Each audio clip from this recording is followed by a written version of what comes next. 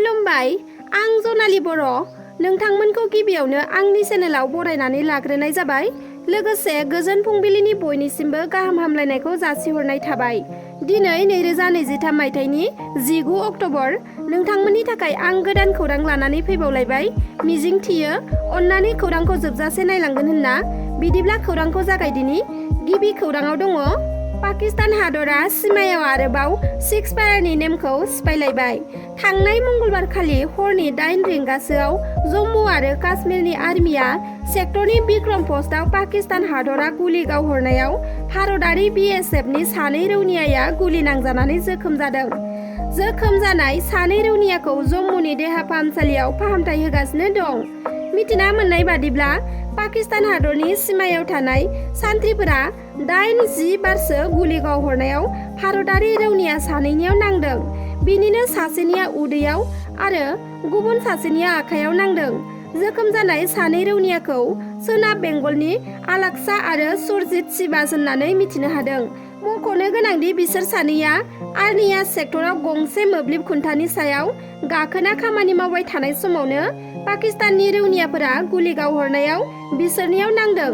मिथिनो मोननाय बादिब्ला गोलाव सम 2021 मायथाइनि 25 फेब्रुवारिनिफ्रायनो दावहाखौ दोनथ'नानै भारत आरो पाकिस्ताननि गेजेराव गोजोन सागान खालामनाय जादोंमोन।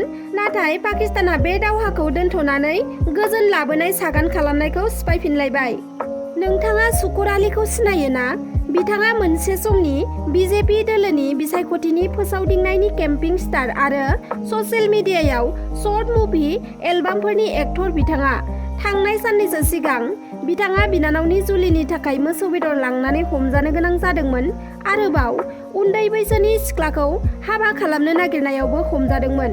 नाथाय बिथाङा दायो पुलिसनि आवथानिफ्राय गनानै मैया खौरांगिरिफोरनि सिगाङाव फोरमायथिदों दि फैगौ 2024 मायथाइनि MP बिसायख'थियाव बिथाङा धुबुरी समस्तिनिफ्राय बिसायख'थि गेलेगोन आरो BJP दोलोनि हाइकमान्डआ गनायथि होयोब्लानो बिथाङाबो देरहाथारगोन होननानै बुंथिदों। बिनि अनगायैबो बिथाङा बुंथिबावदों दि दासान्दि धुबुरी समस्तियाव थानाय MPआ रायजोनि जौगानाय खामानि मावनो हायाखै। बेखायनो 2024 मायथाइयाव हाइकमान्डआ गनायथि होयोब्लानो MP मासिनि बिजाथि जानानै धुबुरी समस्तियाव देरहानानै रायजोनि जौगानाय आरो खौसेथिनि गोबां खामानि मावनायनि थांखिफोर दं होननानैबो बुंथिदों बिथाङा। आरो दुर्गा फुजा जोबब्लानो हाइकमान्डआ बिसायख'थिनि खौरांखौ फोसावनानै होगोन होननाबो बुंथिदों। आरो दुर्गा फुजा जोबब्लानो हाइकमान्डआ बिजाथिनि खौरांखौ फोसावनानै होगोन होननाबो बुंदों। मंगलबारखालि 20 बोसोरनि उनाव दिल्ली पुलिसआ निबियाव साख्रि मावग्रा सुबुंखौ एरेस्ट खालामनो हाबाय। बिथांनि मुङा बालेश कुमार। बिथाङा थांनाय 40 बोसोरनि सिगां गावनि लोगोखौ खाना जाबाय थानाय समावनो गोदोना सेथेनानै बुथारदोंमोन। दुथां बालेश कुमारआ लोगोखौ गोदोना सिथेना बुथारखांनायनि उनाव पुलिसजों हमजानो गिनानै गावखौ बासायनो थाखाय सोलो बाहायनानै खारखुमाना थादोंमोन। गावखौ थैबाय साननायनि गुबुनखौ सावथारना गावनि मुंखौ खोमोरनो नाजादोंमोन बालेश कुमारआ। बिथाङा पुलिसजों गावखौ हमजानो गिनानै बिहारनिफ्राय सानै हाजिरा मावग्रा सुबुंफोरखौ लानानै फैनानै बिसोर सानैखौबो ट्राक गारि सिङाव सोनानै गोथाङैनो अरजों सावथारदोंमोन। आरो अर खामनायजों बालेश कुमारआ गावखौ थैबाय साननायनि फोरमान होनो नाजादोंमोन। ट्राक गारियाव गोथाङैनो सावथारनाय सानै थैनाय सुबुंनि महरा अर खामनायजों सिनायहायै जादोंमोन। बिनिखायनो गावखौ थैनायनि महर होनो नाजाना बिथाङा खाथियाव गावनि आइ कार्डखौ गारनानै गालांदोंमोन। आरो बिनि उनाव बिथाङा गावनि मुंखौ सोलायनानै गुबुन जायगायाव थाहैनानै दङमोन। नाथाय बेसेबां सान थाखुमानो, दायनिगिरिया सानसेब्लाबो हमजाखायो होननाय बादिनो बिथांखौबो मंगलबारखालि दिल्ली पुलिसआ 20 बोसोरनि उनाव एरेस्ट खालामनो हाबाय। बिथाङा गावखौनो थैबाय होनना थगायनो नाजादोंमोन, नाथाय हायाखिसै। 20 बोसोरनि उनाव दिल्ली पुलिसजों एरेस्ट खालामजाबाय बिथाङा। इजराइल आरो हामासनि गेजेराव दावहा नांनाया गिथावनासिन महर लादों। थांनाय 7 अक्ट'बराव हामासआ इजराइलाव गाग्लोबनायाव गोबां सुबुंनि जिउ खहा जादोंमोन। हामासनि गाग्लोबनायनि खिथेर लाफिनदों इजराइल हादराबो। इजराइलनि फिन हामासखौ गाग्लोबनायाव गोबां उन्दै गिदिर सुबुंनि जिउ खहा जादों आरो रोजा रोजा सुबुंफोरानो जोखोम जादों। दिनैसिमबो दावहाया सोलिबाय थानायनि जाहोनाव दरनैबो हादरनि गेजेराव थैनाय सुबुं अनजिमाया 4500निफ्राय बांसिन जाबाय। आरो इजराइलनि सान्थ्रिया गाजानि गंसे देहा फाहामसालिखौ गाग्लोबदों। इजराइलनि सान्थ्रिया गाजानि गंसे देहा फाहामसालिखौ एयार स्ट्राइक खालामदों। थांनाय हराव इजराइलनि खनसे एयार स्ट्राइक खालामनायावनो गाजानि गंसे बेप्टिस्ट हस्पिटालाव थानाय उन्दै गिदिर गासै 500सो सुबुंफोरा थैनो गोनां जाबाय। इजराइल आरो हामासनि गिख्रंथाव दावहायाव जोखोम जानाय गाजानि बेप्टिस्ट हस्पिटालाव गोबां उन्दै गिदिर सुबुंफोरानो दंमोन एबा गोबां पेलेस्टाइनफोरा रैखाथि नागिरनानै बे देहा फाहामसालियाव दंमोन। नाथाय थांनाय सानखालि इजराइलनि गिख्रंथाव एयार स्ट्राइक खालामनाया खेबसेयावनो थेर-बेथेर सिलिंखार खालामो बे देहा फाहामसालिखौ आरो लोगो लोगोनो बे गिख्रंथाव एयार स्ट्राइकआव 500सो सुबुंफोरा जिउ गोमानाय खौरांखौ मिथिहोयो गाजा हेल्थ मिनिस्टारा।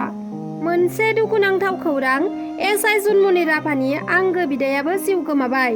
बिनानाव एसआइ जुनमनिनि थैनायनि न्याय नागिरै नागिरै न्याय मोननो हायासै अनसुला बिदाया।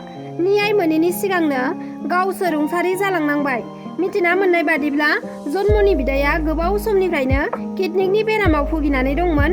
नाथाय रांखान्थिनि जेंनायाव मोजां फाहामथाय मोनैयाव आरोबाव बिनानाव एसआइ जन्मनि थैनायनिफ्रायनो गोबां सिन्थायाव गोग्लैनानै बायदि बायदि बेरामजों नाख्रेबजानानै गुवाहाटी मेडिकेल कलेज एन्ड हस्पिटालाव फाहामथाय लाबाय थानाय समावनो थांनाय 17 अक्ट'बरनि बेलासिनि 6:40 बिथाङा जोबथा हां बोयो। बिथांनि मुङा कर'ना राभामोन। एसआइ जुनमनि राभाया एक्सिडेन्ट जानानै थैनायनि माखासे साननि उनावनो आरोबाव बिदा कर'ना राभाया बेरामनि नाख्रेबनायजों जिउ गोमाबावबाय।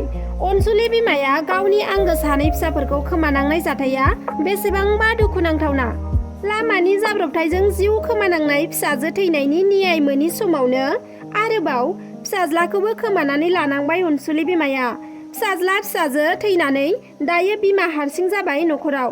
दा आसामनि गिबि मन्त्रि डक्टर हिमन्त बिश्व शर्मा बिथाङाबो दुखु मोननाय फोरमायहरदों आरो सरकारनिफ्राय अनसुंथाइ होगोन होननाबो फोरमायहरदों बिथां डक्टर हिमन्त बिश्व शर्माया।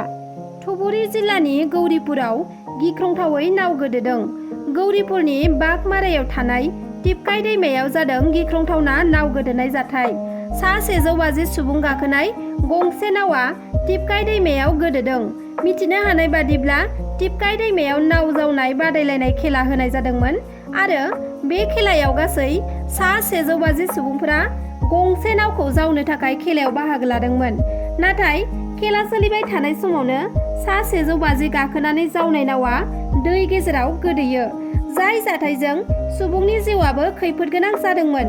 नाथाय नाव गोदोनाय जाथायनिफ्राय गोबां सुबुङानो गाव गावनि जिउखौ रैखा खालामनो थाखाय सानस्रिनानै रुगुङाव फैनो गोनां जादों। नावा गोदोदोंमोनब्लाबो बे जाथायाव रावनिबो जिउ खहा जायाखिसै।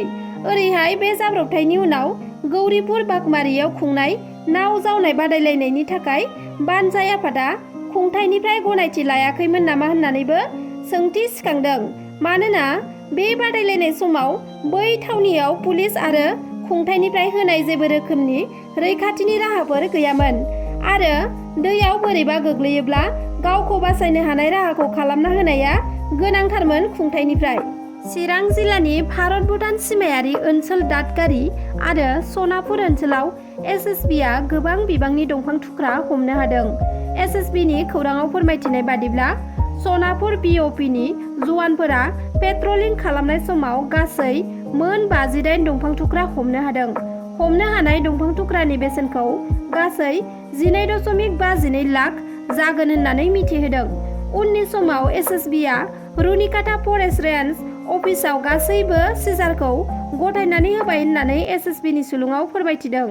हामासआ इजराइलाव गाग्लोबग्रोनायाव इजराइल आरो पेलेस्टाइननि गेजेराव सोलिफुबाय थानाय दावहानि गेजेराव फासिनानै थानाय भारतारिफोरखौ रैखा खालामनो थाखाय भारत सरकारा अपारेशन अजयनि जोहै जर'खा बिरखंनि मददजों 5थि खेबाव सा 286 भारतारि आरो सा 18 नेपालि नोगोरारिफोरखौ लाबोनो हाबावबाय। टेल आभिभ बिरखं गाथोननिफ्राय दिल्लीसिम गासै सा 304 सुबुंफोरखौ लानानै मंगलबारखालि हरनि समाव सौफैदों। बेनि सिगाङाव अपारेशन अजयनि जोहै ट्रिप 4 इजराइलनिफ्राय लाबोनो हादों। मख'नो गोनांदि नेपाल हादरा ट्रिप 1 इजराइलनिफ्राय लाबोखांनायनि उनाव थाबोनाय सा 18 सुबुंखौ इजराइलनिफ्राय लाबोनो हायाखैमोन। नाथाय भारत सरकारखौ खावलायनानै 5थि ट्रिपआव सा 18 नेपालि नोगोरारिफोरखौ दिल्लीसिम लाबोफानो होदों। दिनैनि रादाबा बेखिनियानोमोन। नोंथांमोना आंनि रादाबखौ जोबजासिम नायलांनायनि थाखाय रोजा रोजा साबायखर थाबाय। आरो जुदि नोंथांमोना आंनि चेनेलखौ साबस्क्राइब खालामाखैब्ला अन्नानै साबस्क्राइब खालामनानै लादो। लोगोसे लाइक, शेयार, कमेन्ट खालामनो दाबाव। गोजोन्थों।